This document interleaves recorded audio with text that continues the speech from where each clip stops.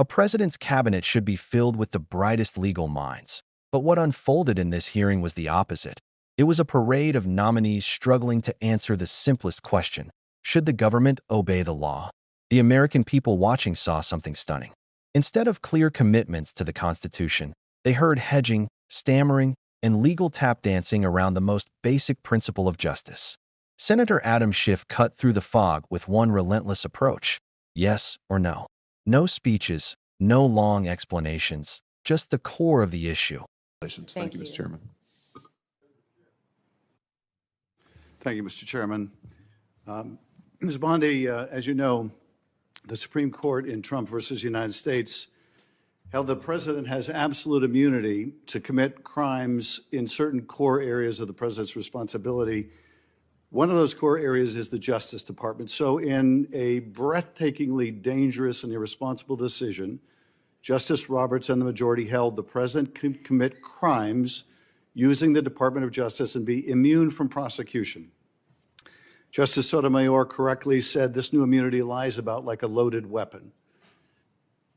So the fear and the concern we have is that the incoming president will use that loaded weapon, that immunity, to commit crimes through the Department of Justice. And for that reason, it is all the more important that we have an attorney general who has the independence, the strength, the intestinal fortitude to say no to the president when it is necessary.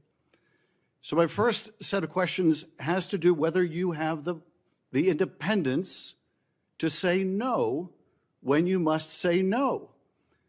And you can say this is hypothetical, but it is not hypothetical. So let me start with one very specific non-hypothetical. The president has said Jack Smith should go to jail. Will you investigate Jack Smith?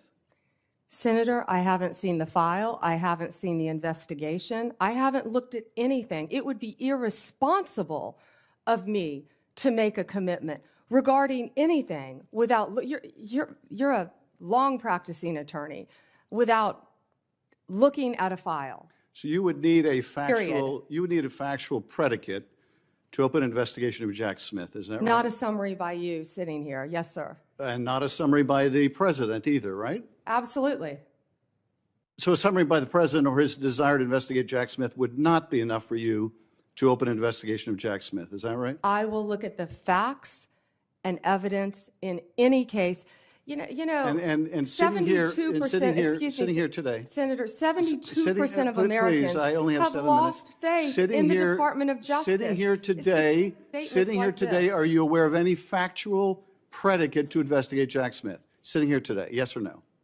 Senator, I will look at the facts and the circumstances. You can't answer that question. You're not a part of the department yet. There's no worry about divulging law enforcement sensitive information. So just tell us, are you aware of a factual predicate to investigate Jack Smith? Yes or no?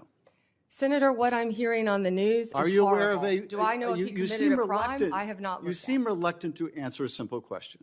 Let me ask you a different simple question. The president also wants to jail Liz Cheney. Sitting here today, are you aware of any factual basis to investigate Liz Cheney? Yes or no? Senator, that's a hypothetical, and I'm not going to answer that question. No, it's not hypothetical. I'm asking you, sitting here today, whether you are aware of a factual predicate to investigate Liz Cheney. Senator, no one has asked me to investigate Liz Cheney. That is a hypothetical. The president has called for it publicly. You are aware of that, aren't you? No one has asked me to investigate. But the president has We're also worried about Liz Cheney, Senator. The president has called for this. You know what we should be worried about? Ms. Bondi, please answer my questions. The crime rate in California right now is through the roof. Ms. Bondi, your robberies are 87% higher than the national average. My question is this. That's what I want to be focused on, Senator. Do you have the power to say no to the president? And what you're suggesting today by your non-answer is you don't have the independence to say no to the president. So let me ask you a different question. It also requires you, if you're going to be a good attorney general, to be able to tell hard truths to the president. So my questions now are, can you tell hard truths to the president? So let me start with an easy truth that you could speak to the president. Can you tell us, can you tell him that Donald Trump lost the 2020 election? Can you say that? Do you have the independence to say that? Do you have the gravitas, the stature, the intestinal fortitude to say Donald Trump you lost the 2020 election. Can you tell us that here today? Senator, what I can tell you is I will never play politics. You're trying to engage me in a gotcha.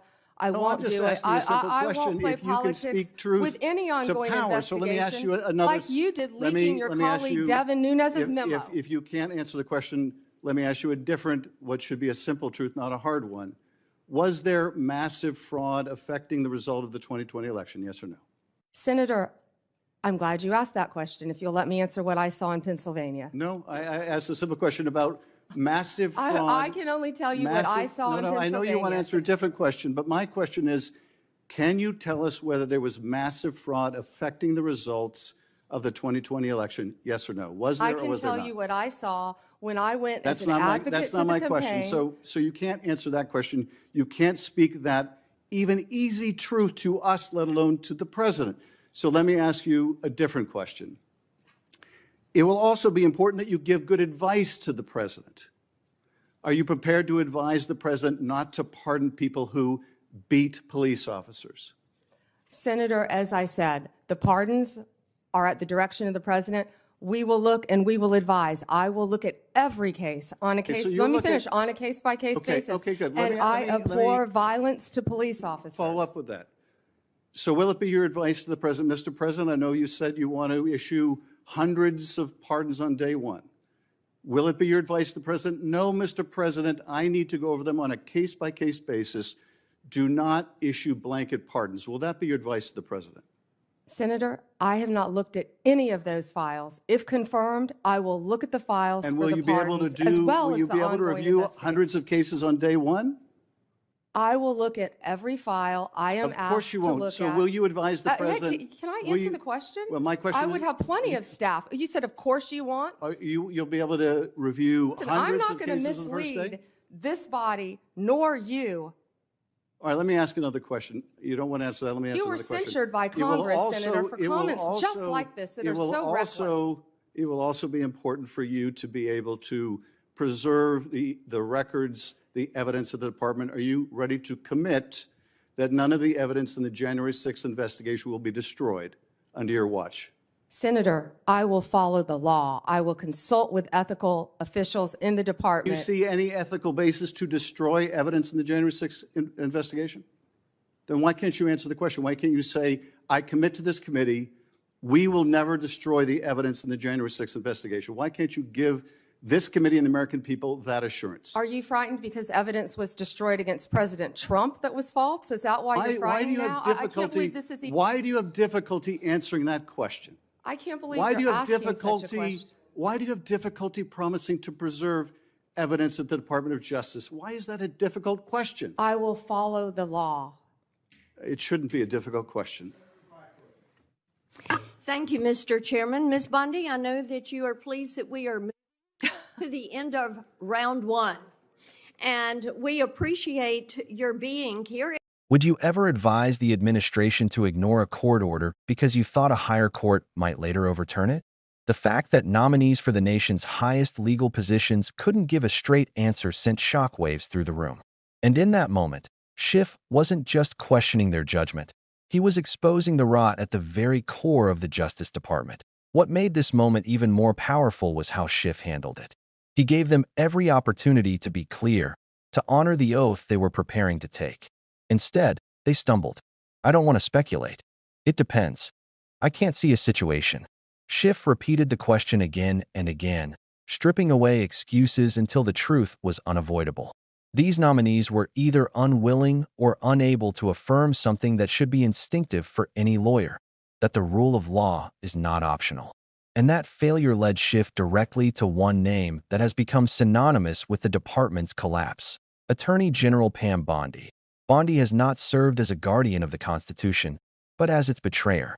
Her job description might read Chief Law Enforcement Officer, but in practice she's acted as a political shield, twisting the Justice Department into a weapon for power instead of a defender of justice. Schiff's questioning cut through her legacy of excuses. Rather than safeguarding the rule of law, Bondi has turned it into a bargaining chip. She has defended the indefensible, dodged accountability, and in doing so, revealed just how fragile the system becomes when loyalty replaces integrity. The yes or no questions mattered because they went straight to the heart of democracy. Imagine a country where leaders simply disregard court orders they don't like. That's not the rule of law. It's chaos disguised as authority. Schiff's insistence on clarity forced every nominee to confront that uncomfortable truth. And Bondi, sitting atop this crumbling edifice, became the symbol of how deeply corrupted the Justice Department has become under her watch. But Schiff didn't stop with questions about court orders. He pressed further, testing the nominees on whether they even understood the basics of constitutional law. He asked, would it be unlawful for a president to accept a gift from a foreign government without the consent of Congress? This is black-letter law. Article 1, Section 9 of the Constitution leaves no room for debate. And yet, the answers he got were evasive, hedged, wrapped in the kind of pseudo-legal jargon meant to confuse rather than clarify. Well, it depends. I'd want to see the facts. Schiff snapped back with the obvious truth. The Constitution doesn't say maybe. It doesn't say sometimes. It says no person holding office shall accept such gifts without consent. Period. The hypocrisy of those who claim to worship the Constitution while disregarding its plain words was on full display. Schiff's frustration mirrored the frustration of millions watching. How can people who wave the document around like a holy relic suddenly treat it as optional when power is at stake? Bondi's Justice Department has operated on exactly that principle. Law for the weak, loopholes for the powerful. It's a betrayal that corrodes faith in the system itself. And this double standard doesn't exist in isolation. It is part of a much bigger pattern. Think back to how quickly the same political voices screamed about fabricated scandals involving their opponents. They called rivals a crime family, hurled accusations without evidence, and tried to build entire impeachment cases on smoke and mirrors. Representative Jared Moskowitz reminded the country that their so-called case collapsed under its own weight because there was no substance behind it. Yet those same voices, so loud when it came to unproven rumors, are silent when real corruption, real legal violations, and real constitutional abuses happen before their eyes. That silence speaks volumes. What Schiff exposed in that hearing wasn't just the weakness of a few nominees. It was the hollowness of an entire political movement built not on the rule of law, but on raw power. They shout law and order until it inconveniences them. They clutch the Constitution until its plain text limits their ambitions. Then they look the other way. Schiff, by contrast, reminded the country what accountability sounds like. And the silence grows even louder when you look at the condition of the leadership that Bondi and others have chosen to protect.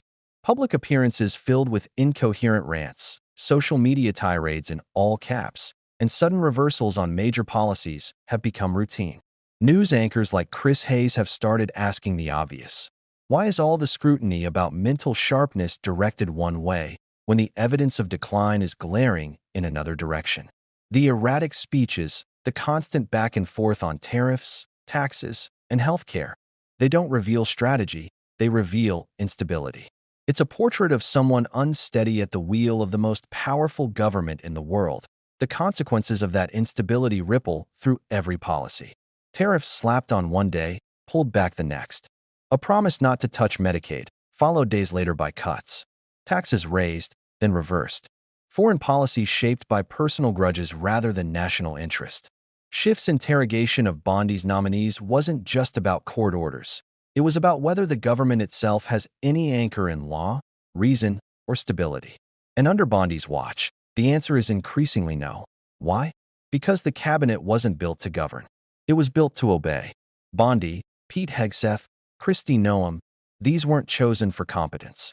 They were chosen for loyalty.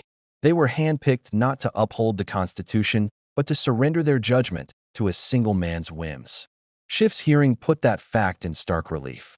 Every stammer, every dodge, every "it depends" revealed the truth.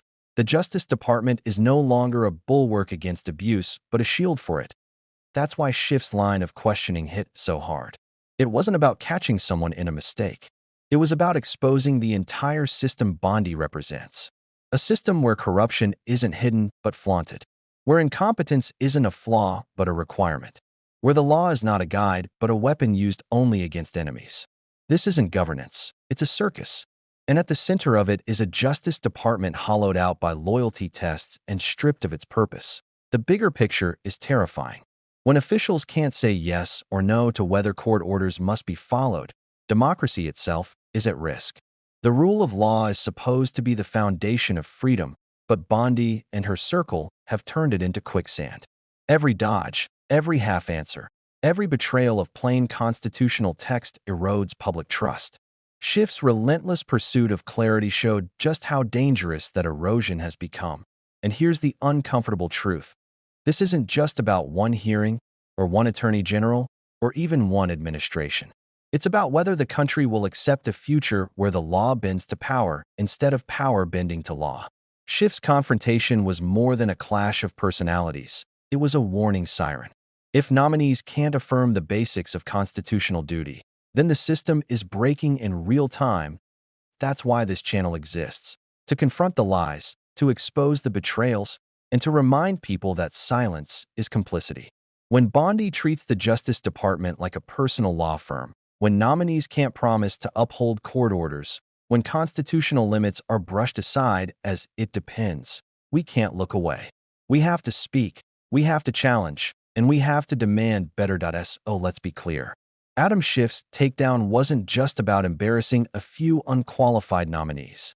It was about showing the American people what's at stake, a government either bound by law or consumed by lawlessness. The difference between those two futures depends on whether we hold leaders accountable right now. If you believe in accountability, if you believe the Constitution should mean something, then this is your fight too. Don't let them normalize corruption. Don't let them pretend incompetence is strength. Stay loud, stay vigilant, and never stop demanding the truth. If you found this breakdown valuable, hit that like button. Subscribe for more unfiltered analysis. And drop a comment with your thoughts. We want to hear what you think about this hearing, about Bondi's failures, and about the fight for accountability.